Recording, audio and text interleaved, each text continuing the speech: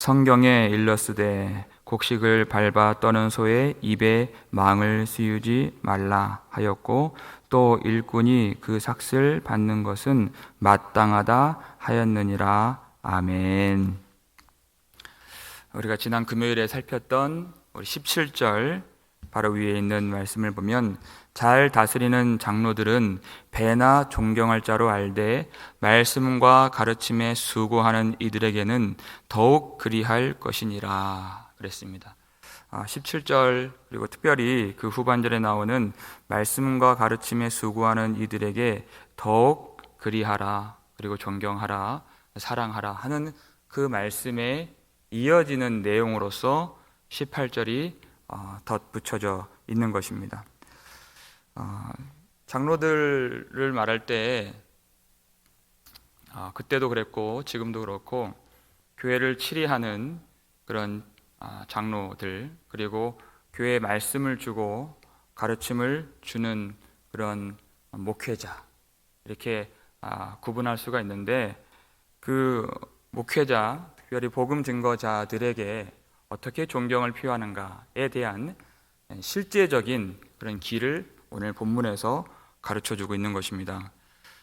성경에 일렀을 때 하는 이 말씀은 곡식을 밟아 떠는 소의 입에 망을 씌우지 말라 하는 이 말씀은 신명기 25장 4절에 나오는 말씀을 인용한 것이죠. 고대 이 팔레스타인 지방에서는 그 농사를 지을 때 소가 아주 중요한 역할을 감당을 했습니다. 사람이 메고 끌 수 없는 그 무거운 멍에를 소가 쥐고 밭을 갈게 하거나, 이제 추수 때가 되었을 때에는 또 그 무거운 그 타작기를 그 어깨에 지우게 해서 그 타작기를 끌고 가면서, 또 소는 그 발로 그 들판에 넓게 깔려 있는 그 곡식들을 밟아가면서 이제 탈곡을 할 수 있도록 그렇게 부리는 것이죠. 그런데 그 일을 시키다 보면 소가 얼마나 배가 고프겠습니까? 평소에는 그 소의 입을 망을 씌워서 함부로 하지 못하도록 그렇게 제어를 했지만, 그렇게 수고하고 그 무거운 그 탈곡기를 메고 곡식을 떠는 그런 소의 입의 그 망을 제거해 줘서 그 일하는 동안 그 소도 충분히 먹고 힘을 내서 일을 할 수 있도록 그렇게 하라. 이것이 하나님의 율법이었습니다. 신명기 25장 4절에 나오는 그것은 사실 소에 대한 말씀이라기보다는 그 이스라엘 백성들의 그 종들에 대한 말씀이었습니다. 그들이 그 굳은 일을 하고 그 무거운 그 노동을 짊어지고 갈 때 그들이 수고하고 그들이 일한 것들을 인정하고 그것에 대한 정당한 값을 치름으로 해서 하나님의 통치가 미치는 그 나라에 하나님의 영광이 나타나게 되고, 하나님 백성의 구별된 그런 아름다운 모습들이 있어야지 하나님 백성 아니겠느냐 하신 말씀이에요. 더군다나 이것은 왜 이스라엘 백성들에게 중요한 명령인가? 그 종들의 그 수고를 인정하고 그 생활과 생명을 보호해 주는 것, 이 일들이 잘 되었을 때 그 소가 그 곡식을 떠는 일이 사실은 누구를 위한 것입니까? 백성들을 위한 것이죠. 그 주인을 위한 것이죠. 그 곡식을 잘 떨어서 곡식을 내어놓을 때 그것을 먹으면 백성들이 그것을 섭취해서 건강을 유지하고 생명을 유지할 수 있는 것이에요. 그런데 그 소의 망을 씌우고 그걸 먹지 못하게 하면 이 소출을 제대로 낼 수가 없는 것이죠. 그렇게 되면 결국 그 손실과 피해는 자기가 입게 되는 것입니다. 하나님의 이 보편적인 하나님 나라의 원리는 모든 사람이 유익하고, 결국 내가 탐욕을 부리고 내가 그것을 인정하지 않고 내가 마음을 닫아버리면 그 해는 내가 입게 되는, 내가 그것을 제대로 먹지 못하게 되는, 하나님의 복을 누리지 못하게 되는 하나님 나라의 원리라는 것입니다. 그런데 바울이 그 신명기 25장의 그 말씀을 그대로 여러 곳에서 이 신약 성경에서 우리가 발견할 수 있거든요. 그런데 그 말씀을 사용할 때에는 그때 바울이 이 말씀을 인용했을 때 그 종은 일반적인 종이 아니라 하나님의 종을 그가 염두하고 이 말씀을 인용한 것입니다. 곡식을 밟아 떠는 그런 소도 그렇게 하나님이 위하시고 그 하나님 나라의 원리로서 그렇게 율법을 주셨는데, 이 땅의 양식이 아닌 하나님의 하늘 양식을 밟아서 떠는 하나님의 종들, 하나님의 종들의 그 입을 막고 또 그들의 생활을 보호하지 않는 것은 하나님의 백성으로서 더욱이 맞지 않다 하는 그 말씀으로서 인용하고 있는 것입니다. 이 말씀이 또 인용된 곳이 고린도전서 9장이죠. 그 중에서 9장 9절 10절 먼저 함께 읽겠습니다. 모세의 율법에 곡식을 밟아 떠는 소에게 망을 씌우지 말라 기록하였으니 하나님께서 어찌 소들을 위하여 염려하심이냐, 오로지 우리를 위하여 말씀하심이 아니냐. 과연 우리를 위하여 기록된 것이니 밭가는 자는 소망을 가지고 갈며 곡식 떠는 자는 함께 얻을 소망을 가지고 떠는 것이라. 아멘. 그렇게 얘기했어요. 하나님이 모든 창조의 질서, 모든 창조의 세계를 위하신 하나님. 그렇지만 이 말씀은 이 말씀이 겨냥하고 목적하는 바는 단지 소들을 위해서 이 말씀을 주신 것이 아니라고 바울이 밝히 해석을 해주고 있습니다. 우리를 위해서, 교회를 위해서, 또 특별히 복음 증거자들을 위해서 말씀하셨다는 그 문맥이에요. 그런데 그것이 이 밭가는 자가 결국은 그것을 무엇을 이루는가?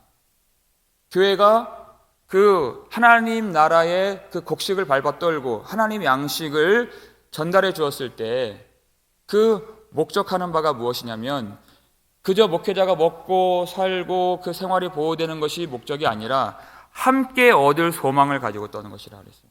우리 모두가 함께 얻을 그 양식을 먹어야 하나님을 바라보고 그 양식을 통해서 하나님께로 나아가는 그 생명의 길을 얻고 하나님께서 복받는, 하나님께서 복을 주시는 그 길을 깨닫고 하나님 앞에서 능히 믿음으로 살 수 있는 그 함께 얻을 소망, 함께 얻을 하나님의 나라의 그 소망을 위해서 그렇게 하는 것이기 때문에 이 말씀은 교회가 반드시 기억을 해야 된다, 이렇게 가르쳐주고 있는 것입니다. 하나님께서 우리에게 이 말씀을 여러 곳에서 주신 이유는 뭐냐면 이 곡식을 밟아 떠는 하나님의 이 양식을 받는 자들이, 하나님의 사역자들은 하나님이 살리시고 먹이십니다. 그런데 그것을 받는 자들, 그 전도를 받고 복음을 받고 하는 모든 하나님의 백성들이 정말 그 하나님의 양식을 귀하게 여기느냐, 정말 이 양식을 필요로 하느냐, 그것을 하나님이 알기를 원하신다는 것입니다. 하나님의 이 하나님 나라의 원리 가운데에서 어저께도 빌립보서 말씀 가운데 주고받는 내 일에 참여했다 그랬잖아요. 이게 주고받는 일이에요. 이 말씀을 정말 소중히 여기고, 이 땅에서의 모든 일들은 다 가치가 있어요. 모든 직업과 모든 우리의 일들은 다 의미가 있고 다 가치가 있기 때문에 우리가 행하는 것입니다.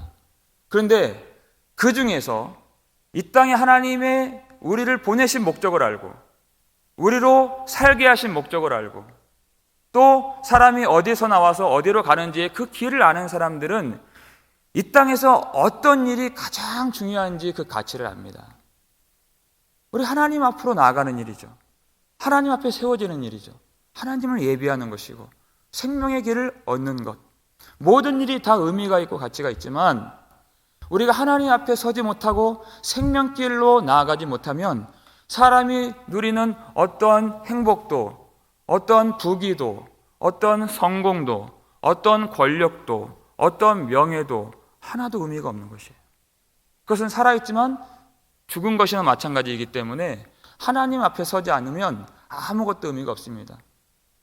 그래서 예수님께서 진실로 진실로 내가 너에게 이르노니 하나님의 아들의 음성을 들을 때가 오나니 곧 이때라. 듣는 자는 살아나리라. 하나님 말씀을 들어야, 듣는 자는 살아나리라. 이 말씀을 들어야 우리의 모든 생활이, 우리의 모든 일들이 다 가치로 나타나게 되는 것입니다. 그렇다면 이 땅에서 있어서 가장 중요한 일은 말씀을 주고 말씀을 받는 일이라는 것입니다. 교회가 정말 이 일을 아는가? 정말 내가 그렇게 말할 뿐만 아니라 이것을 정말 생명으로, 정말 가장 중요한 가치로서, 가장 중요한 우선순위로서 내가 그 말씀을 그렇게 여길 수 있는 사람인가? 그것을 알 수 있도록 주고받는 일을 예수님께서 정해 주신 것입니다. 그래서 그 고린도전서 9장 11절 말씀 보면 주님이 이렇게 명령해 주셨죠. 함께 읽겠습니다. 우리가 너희에게 신령한 것을 뿌렸은즉 너희가 육적인 것을 거두기로 과하다 하겠느냐, 그런 것이에요. 하나님의 그 신령한 말씀을 하나님이 내려주시면 사역자들을 통해서, 그러면 그 육적인 것을 거두어서 그 사역자를 채우는 일, 주고받는 일이에요. 근데 여러분, 여기 이 말씀에서 절대 오해를 해서는 안 됩니다. 우리가 주고받는 일, 이 주고받는 일, 영어 성경에는 in giving and taking이라고 되어 있어요. 근데 이것을 사람이 말하는 그런 주고받는 일, give and take로 생각을 해요. 근데 여기서 주고받는 일은 내가 받은 것에 대한 그런 이 정당한 값으로서 내어놓는 것이 아닙니다. 내가 받았다고 하는 영수증을 내놓는 것이에요. 이해 가세요? 내가 신령한 것을 받았기 때문에 그 값으로 내가 헌금을 하거나 값으로 내가 그 사역자들을 먹을 것을 채우는 것이 아니에요. 내가 받았습니다 하는 인정으로서 주는 것이. 하나님의 그 신령한 은혜를 우리가 등가로서, 똑같은 값으로서 그것을 치를 수가 없습니다. 그러니까 이 말씀을 절대 오해해서는 안 된다는 것이에요. 이 말씀을 오해하면 사람이 교만해지고 교회가 어려워지게 돼요. 근데 이 말씀에서 가장 중요한 것이 무엇이냐? 우리가 너희에게 신령한 것을 뿌렸다는 것이에요. 신령한 것.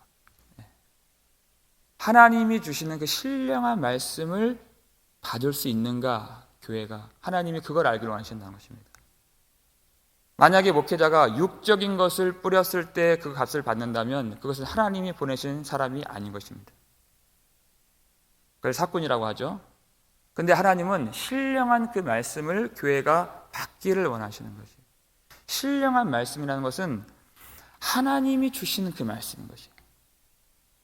사람이 어떻게 할 수 없는 말씀인 것입니다. 사람이 제어할 수 없어요. 사람이 손댈 수 없는 그 말씀이에요. 그래서 선지자들이 이 선지서를 쭉 보게 되면은 이 하나님이 보내신 선지자들이 어떻게 말씀을 전하는가? 여호와의 말씀이 내게 임하여 이르시되, 이렇게 얘기하는 거예요. 내 말이 아니라는 것이에요. 하나님의 그 신령한 말씀.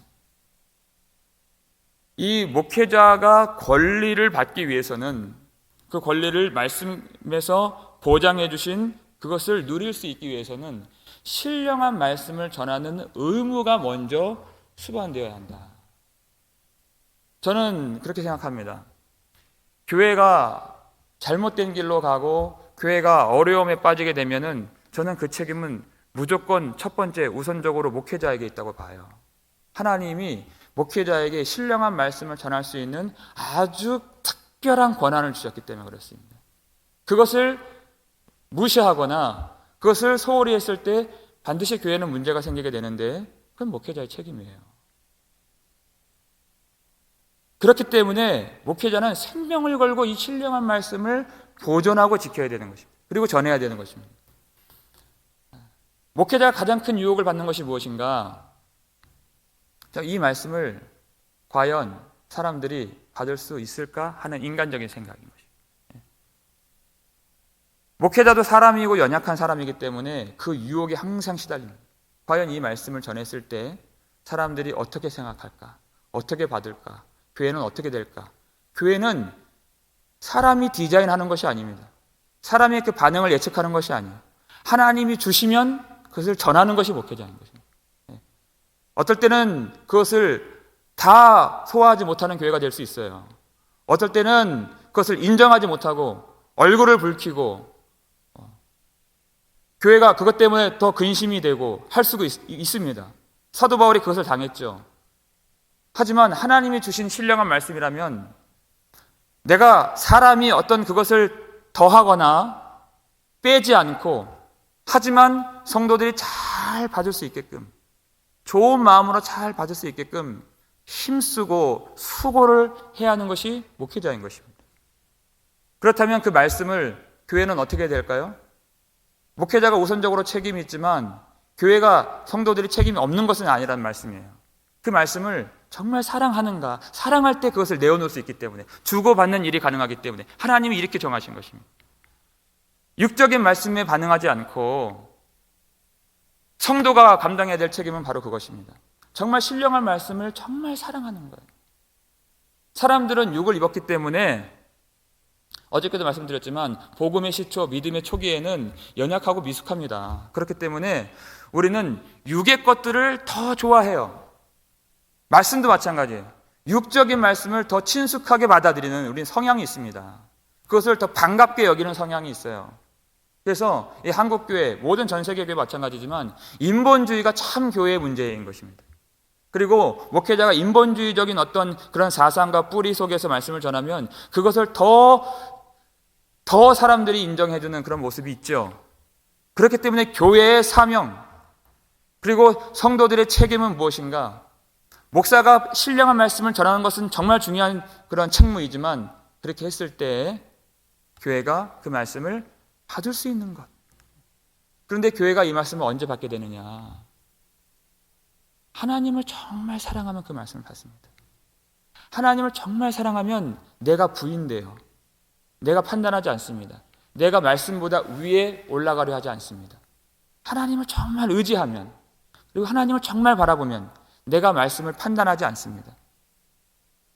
그 말씀을, 신령한 하늘의 말씀을 정말 목마름으로 그리고 굶주림으로 사모하게끔 되어 있어요. 그래서 하나님이 이렇게 정해주신 것입니다. 그런 교회, 정말 의에 줄이고 목마른 교회, 세상의 물질이나 어떤 그 세상이 주는 혜택에 목마른 것이 아니라 하나님의 말씀에, 하나님의 의에 줄이고 목마른 교회가 될 수 있도록, 그리고 그 말씀을 사모하고 그 말씀에 굶주리면 그 말씀을 받고 육적인 것으로 되돌려 놓을 수 있는, 내가 받았습니다, 감사히 받았습니다, 소중한 말씀입니다, 귀한 말씀입니다 라고 그렇게 영수할 수 있는, 그것을 보증할 수 있는 그런 하나님의 이 은혜를 주고받는 원리로서 이렇게 이 하나님이 말씀으로 우리에게 가르쳐 주신 것입니다. 목회자의 생활을 보호하는 것도 참 중요한 일이지만 교회가 말씀을 받고 하나님 나라에서 든든히 설 수 있도록, 이 세상을 이길 수 있도록 육적인 사람으로 남아서 그렇게 버려지지 않도록, 여러분, 인본주의적인 말씀은 그냥 세상으로 흘러가게 만드는 것입니다. 절대 구원이 없습니다. 하나님의 신령한 말씀만 우리에게 구원을 줍니다. 우리가 다 그것을 소화하지 못할 때가 있습니다. 그렇지만 여러분, 육이 혹은 그 신령한 말씀을 거부한다 했을 때 여러분 그 말씀을 사랑하실 수 있기 바랍니다. 혹시 그 말씀이 여러분의 마음을 심하게 찌른다고 했을 때 여러분 거부하지 않고 그 말씀을 기뻐 받으실 수 있기를 주의 이름으로 축원합니다. 하나님 그 일을 위해서 이런 귀한 말씀으로 우리에게 가르쳐 주신 것입니다. 우리가 정말 하나님의 말씀에 감사하면서 믿음으로 살 수 있도록 정말 하나님을 바라보면서 교회가 주님만 의지하는 그 믿음의 길을 걸을 수 있도록, 그래서 하나님은 목회자에게 육적인 것들을 많이 주시질 않습니다. 누가복음 10장 7절 말씀이에요. 함께 읽겠습니다. 그 집에 유하며 주는 것을 먹고 마시라. 일꾼이 그 삭을 받는 것이 마땅하니라. 이 집에서 저 집으로 옮기지 말라. 목회자들 하나님이 연단하시고, 그리고 하나님께서 쭉 그의 인생을 어렸을 때부터 인도해 주실 때 안 그러신 분들도 많이 있지만, 어떤 다른 부분들의 어떤 그런 결핍이 있겠지만 대부분 그렇게 풍성하게 유복하게 그렇게 자라질 않어요. 그렇게 준비되질 않습니다. 하나님 이 길을 걷게 해주시기 위해서 오로지 하나님만을 의지해서 그 신령한 하늘의 것을 사모하는 사람이 되어야, 그래야 하나님의 말씀을 신령하게 전할 수 있는 것이에요. 그러면 그 삭슬 받고 주는 것을 먹었을 때 그게 왜 기쁘냐? 바울이 기쁘다 그랬잖아요. 왜 고난에 동참한 것이 왜 기쁘냐? 그것을 감사로 성도들이 받았기 때문에 기쁜 것이에요. 그 안에서 구원받을 만한 믿음이 그렇게 증거가 되었기 때문에 기쁜 것이에요. 그 신령한 말씀을 받았기 때문에 그 삭슬 내어주고 그리고 먹을 것을 내어주고 잠자리를 내어주고 그렇게 생활을 보호해 줄 수 있기 때문에 그 교회가 참 이 말씀을 받고 하나님 앞에 서고 하나님을 사모하고 하나님을 굶주리하는 그런 믿음이 나타나기 때문에 참 함께 얻을 그 소망 때문에 그것이 기쁜 것이죠. 그것이. 그래서 하나님께서 우리의 구원을 얼마나 기뻐하시는가. 우리가 이 말씀 생각할 때 아까도 말씀드렸지만 조심해야 될 것, 이것은 등가 교환의 법칙이 아니라는 것. 말씀을 받았기 때문에 그 값으로 치르는 것이 아니라는 것. 받았다는 감사의 마음으로 그렇게 하는 것이지 말씀 받은 똑같은 값으로서 목회자들을 보호해 주는 것이 아니라는 것. 왜 문제가 되느냐? 그러면 여러분, 값을 치른 사람은 반드시 교만해집니다. 우리가 하나님 앞에서 값을 치를 수 있나요? 늘 울어도 하나님의 은혜 갚을 수 없다고 우리 고백하잖아요. 십자가. 우리는 갚을 수 없어요. 그냥 받았다는 고백인 것입니다. 내가 갚았다 하면 하나님과의 그 관계가 끊어지게 되는 것이. 그러면은 교회는 교만해지게 되었습니다. 목회자도 마찬가지. 이 권리를 내가 탐욕을 부리는 권리로 이용해서는 안 된다는 거죠. 하나님께서 이 법칙을 주셔서 그 생활의 형편을 보호해 주신 것에 대해서 감사하고 교회가 말씀 받은 것에 대해서 감사하고 그리고 교회는 하나님이 우리를 구원의 길로 인도해 주신 것에 대해서 감사하고 그러니까 목회자에게 남는 것은 감사요 교회와 성도들에게 남는 것은 감사밖에 없는 그 길을 걸어가라 하는 것입니다. 마지막으로 이 말씀을 우리 전체에게 좀 적용했으면 좋겠습니다. 곡식을 밟아 떠는 소에게 그 망을 씌우지 말라. 이것은 그렇게 열심히 수고하는 주님의 종들, 모든 주님의 종들에게 그 수고하고 힘을 내고 뭔가 그렇게 발버둥을 치려고 하는 그런 종들에게 낙담시키지 말고 용기를 잃지 않도록 그들을 의기소침하게 만들지 말고 모든 주님을 위해서 수고하는 그런 그 아름다운 주님의 백성들의 그런 사랑과 충성과 그 열심과 그 수고를 인정하면서 참 하나님 나라를 위해서 저렇게 열심히 하는구나 하면서 격려하면서 그리고 그 성도를 주심에 감사하면서 그렇게 기뻐하면서 그렇게 위로할 수 있는 어떻게 하면 더 힘을 내서 그렇게 주의 일을 할 수 있게 할까를 생각하면서 그게 바로 주님을 기쁘시게 하는 일이라는 것을 우리가 아는 것을 우리가 적용했으면 좋겠습니다. 지금 온라인 예배를 드리고 있기 때문에 알게 모르게 보이지 않게 주님을 위해서 기도하는 우리 성도님들 이 모양 저 모양으로 또 드러나지 않게 이곳저곳에서 수고하는 많은 우리 집사님들, 우리 권사님들, 우리 장로님들, 우리 성도님들 또 하나님의 영광을 위해서 예수님의 이름을 지키고자 예배를 지키고 또 하나님의 일에 헌신하고 복음을 전하고 삶의 터전에서 오직 예수 그리스도의 이름을 증거하고 삶에서 그 향기가 나타나도록 살아가는 많은 주의 백성들 그의 열심과 충성이 꺾여지지 않도록 넘어지지 않도록 안 그래도 세상의 저항과 세상의 핍박과 안 그래도 온갖 세상이 다 일제히 하나가 되어서 공격한다 그랬잖아요. 제가 금요일에 세상이 일제히 하나가 되어서 그렇게 우리를 이제는 공격하는 이 환난의 때에 우리가 마음이 분열되지 않고 같은 믿음에서 우리가 생활하는 성도들이 다른 생각 가질 때가 있습니다. 갈등할 때도 있고 나와 다른 행동을 보일 때가 있어요. 그렇지만 그 믿음 뿌리가 우리 주님 예수 반석인 것을 알기 때문에 그리고 우리를 결국 한 마음과 한 뜻이 되게 하실 하나님의 계획을 우리가 믿기 때문에 그 안에서 우리가 서로 인정하고 또 사랑하고 또 축복하고 격려하고 그렇게 힘들게 주님 나라를 위해서 곡식을 밟아 떠는 그 소도 그렇게 위하라 말씀하시는데, 우리 귀한 성도들, 우리 귀한 우리 장로님들, 우리 주를 위해서 그렇게 열심히 수고하고 또 기도하는, 또 지금도 예비하는 우리 모든 주의 백성들이 그렇게 서로 합력하고 위로하고 격려하는 그런 아름다운 일들이 오늘 그리고 이번 주 계속 나타날 수 있기를 바랍니다. 그러면 주님이 우리를 인정하십니다. 주님이 우리를 축복하십니다. 주님이 우리에게 힘 주십니다. 성령의 능력을 더해 주시고 하나님이 우리에게 잘하였도다 칭찬해 주실 수 있는 복이 있는 교회, 아름다운 교회, 덕을 세우는 교회, 생명 있는 교회 될 수 있기를 주의 이름으로 축원합니다. 기도하겠습니다. 아버지 하나님, 감사를 드립니다. 오늘 우리 아침에 한 주간을 복되게 시작하는 이 아침에 우리에게 말씀 주셔서 하나님 앞에 가까이 나아갈 수 있도록 인도해 주셔서 감사를 드립니다. 하나님, 세상을 바라보면 힘을 낼 수 있는 어떤 거리가 없고 어떤 그런 내용들이 없고 보이는 바는 다 절망이요 낙심이요 힘 빠지게 하는 이런 세상 속에서 환난의 때에 귀한 교회를 허락해 주셔서 감사를 드립니다. 하나님의 은혜를 가슴에 가득 담고 살아가는 주의 백성들을 볼 수 있도록 도와주셔서 감사합니다.